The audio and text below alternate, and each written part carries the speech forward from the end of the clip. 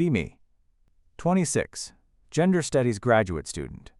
Research focus on feminist dating theory and patriarchal relationship dynamics. Run feminist dating advice blog with 30K followers. Post constantly about how men should be honored to date empowered women. Always believed feminist women were most desirable partners. We're educated, independent, emotionally intelligent, know our worth, and won't settle for less. Men should be competing to date us, not running away. Post weekly about green flags in feminist women, strong boundaries, financial independence. Won't tolerate disrespect. Understand consent culture. Challenge traditional gender roles. Get hundreds of supportive comments from women. Feel confident that feminism makes women better partners in every way. Tuesday evening, girls' night with feminist friends. Topic turns to dating struggles everyone's experiencing. Pattern emerges that confuses me completely. Sarah says guys seem interested initially but disappear after few dates. Emma describes men who ghost after learning about her feminist activism. Jess complains that men lose enthusiasm once they understand her political views. All intelligent, successful, attractive women. All having similar problems with male retention in dating. Feel puzzled by universal experience among feminist friends. Wednesday, check dating app messages with fresh perspective. Notice pattern I previously ignored. Conversations that start enthusiastically often die after I mention feminist views. Guys who seem genuinely interested become distant after discussing my academic work or political activism. One guy specifically said I seemed intense after I corrected his language around consent culture. Thursday, decide to investigate this phenomenon systematically. Post on Feminist blog asking readers about their dating experiences. Responses flood in immediately. Hundreds of women sharing similar stories. Men who ghost after learning about feminist involvement. Dates that go well until political topics arise. Relationships that end when men discover activist social media. Pattern too consistent to ignore. Friday, research from different angle. Look up what men actually say about dating feminist women online.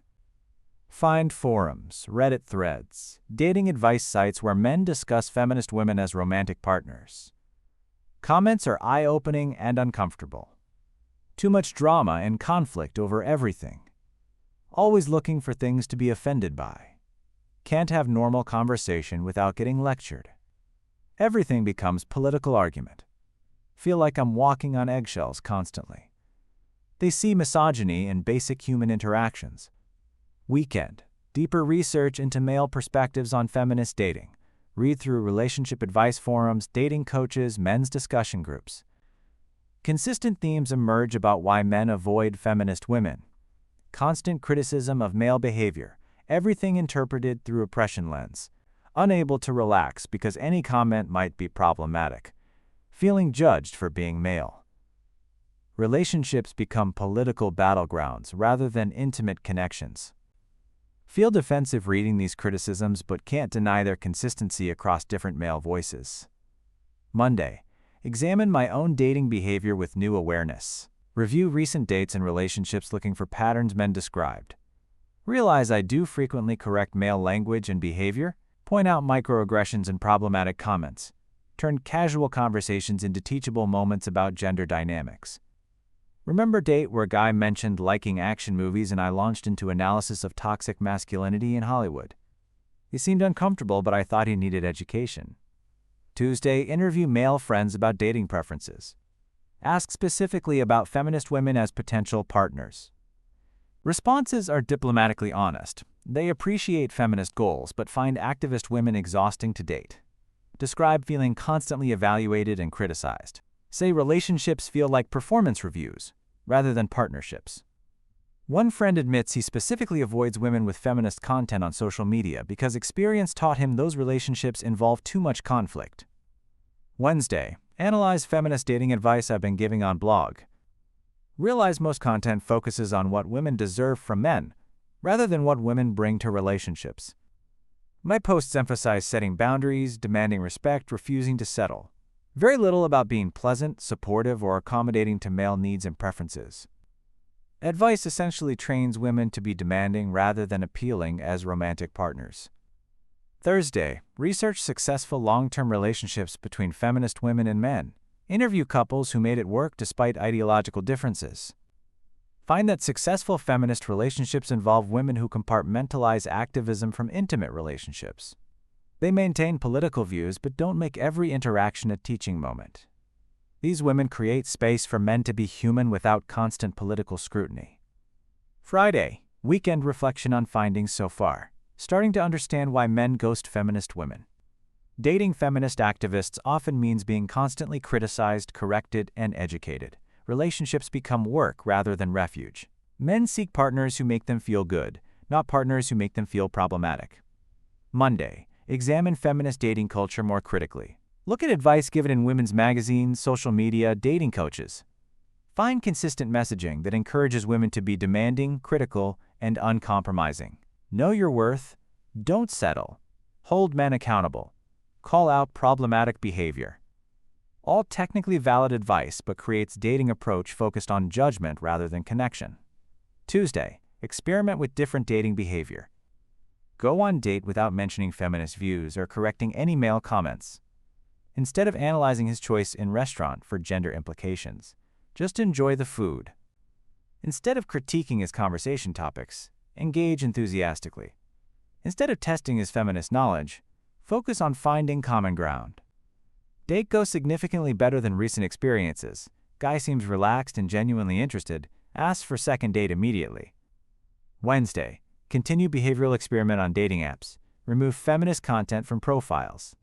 Focus on interests, humor, and positive personality traits rather than political identity. Match rate increases noticeably. Conversations last longer. Men seem more enthusiastic about meeting in person. Feel conflicted about hiding feminist identity, but can't deny improved results. Thursday, research what men actually find attractive in women for long-term relationships. Study surveys, dating coaches, relationship experts. Consistent traits emerge: warmth, supportiveness, emotional stability, enthusiasm, positivity, ability to make men feel appreciated and respected.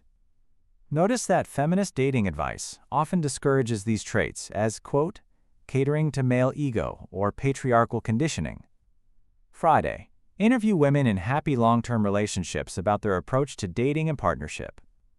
Find that successful women often maintain feminist beliefs privately but create positive, supportive relationship dynamics.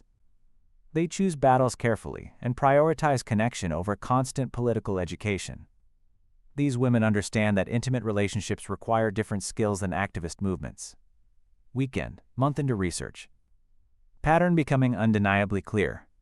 Men ghost feminist women because dating activists often means constant criticism and political tension.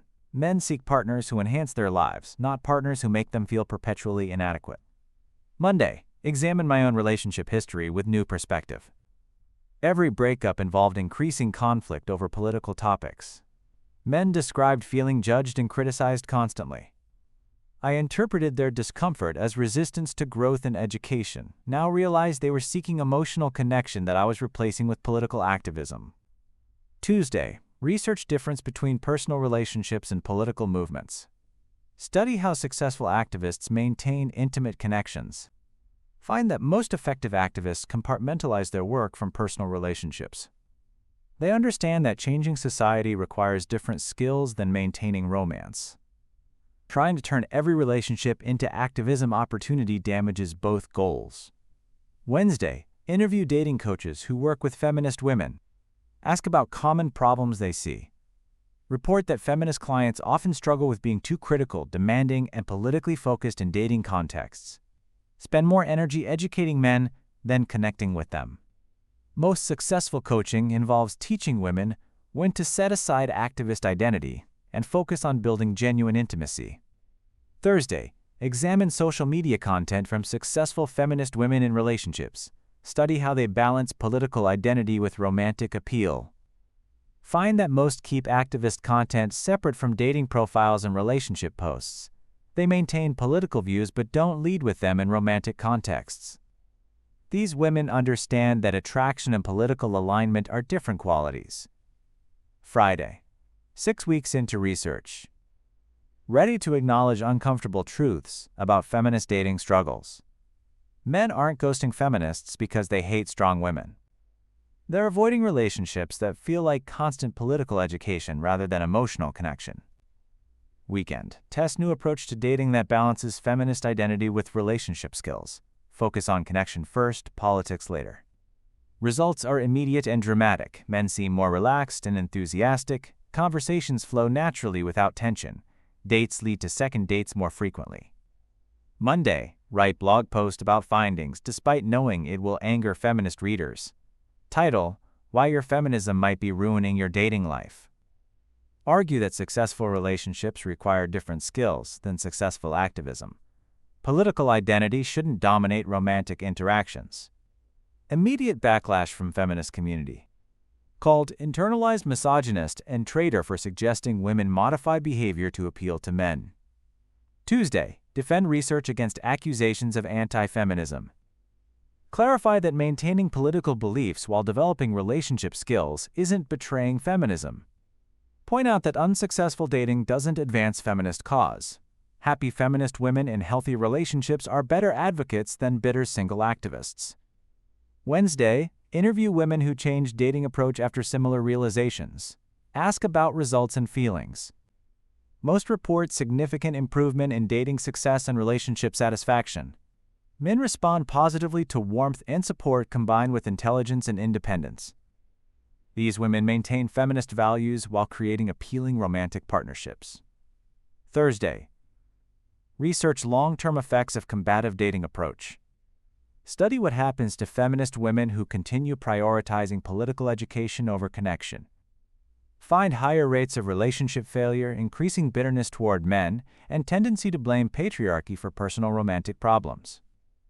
Women who can't separate activism from intimacy often end up alone and angry. Friday, 2 months after starting research. Fundamental shift in understanding of feminist dating problems. Issue isn't that men can't handle strong women. Issue is that many feminist women create relationships based on conflict rather than connection. Men ghost because dating activists often means being constantly corrected and criticized rather than appreciated and supported. Weekend. Reflection on how feminist culture inadvertently sabotages women's romantic success. Movement teaches women to be suspicious, demanding, and critical of men. These traits might be useful for political change but toxic for intimate relationships.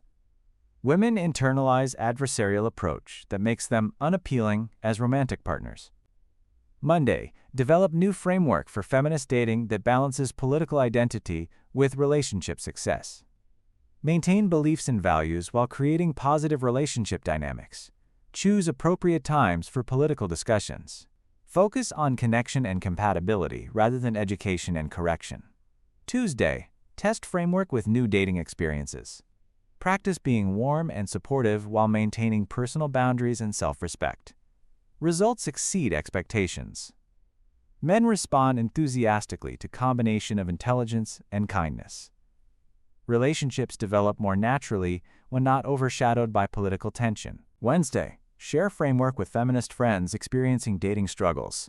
Teach them how to compartmentalize activism from romance. Mixed reception. Some grateful for practical advice. Others resistant to changing approach that feels authentic to their political identity. Thursday. Research what men actually want from feminist partners. Interview men in successful relationships with politically active women. Find that men appreciate feminist values when expressed through positive relationship behavior, equality, respect, independence, intelligence. Problem arises when feminism becomes criticism, suspicion, and constant conflict. Men want partners who enhance their lives, not partners who make them feel perpetually problematic. Friday. 3 months after beginning research. Ready to publish findings about feminist dating struggles. Conclude that political identity and romantic appeal require different skill sets. Successful feminist women learn to balance both, rather than sacrificing relationship skills for ideological purity. Men ghost feminist women who make dating feel like political education rather than emotional connection. Weekend. Final reflection on what research revealed about feminism and relationships. Movement inadvertently trained women to approach men with suspicion and criticism rather than warmth and appreciation. This approach might be appropriate for challenging systemic oppression but counterproductive for building intimate partnerships. Monday, 6 months later. Completely changed approach to dating and relationships while maintaining feminist political beliefs. In relationship with man who appreciates my intelligence and independence, because I create positive dynamic rather than adversarial one. Still advocate for women's rights but understand that personal relationships require different skills than political movements. Tuesday, help other feminist women navigate dating challenges by teaching relationship skills alongside political awareness. Most successful when women learn to compartmentalize activism from intimacy, both goals achieved more effectively when kept separate. Wednesday, continue research on how political identity affects romantic success across different movements and demographics. Pattern consistent. People who lead with ideology rather than personality struggle in dating regardless of their political beliefs. Successful relationships form around personal connection first, shared values second. Thursday, final blog post about feminist dating research. Title: How to be Feminist and Dateable, a Guide to Relationship Success. Argue that maintaining political beliefs while developing relationship skills isn't compromise, it's competence in different life areas. Friday, reflection on transformation from struggling feminist dater to successful relationship coach. Learned that men don't ghost feminists because they hate strong women. They avoid relationships that feel like constant political battle rather than emotional sanctuary. Maybe successful feminism includes being the kind of partner who makes men want to support women's rights rather than avoid feminist women entirely. Just a thought.